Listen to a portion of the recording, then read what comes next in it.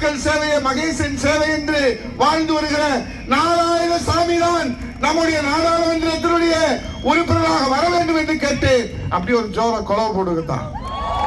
இப்போது நாராயணசாமி அண்ணன் அவர்கள் இரட்டை சின்னத்திலே எங்கள் அனைவரின் சார்பிலே வாக்குகளை சேகரிப்பார்கள்.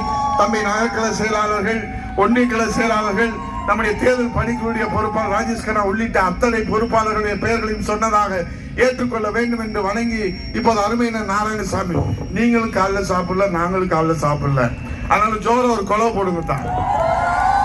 ஆனா நாராயணசாமி ஆசீர்வதிக்கணும். இந்த ஆசீர்வாதம் எங்களுக்கு ஒன்று போதும்.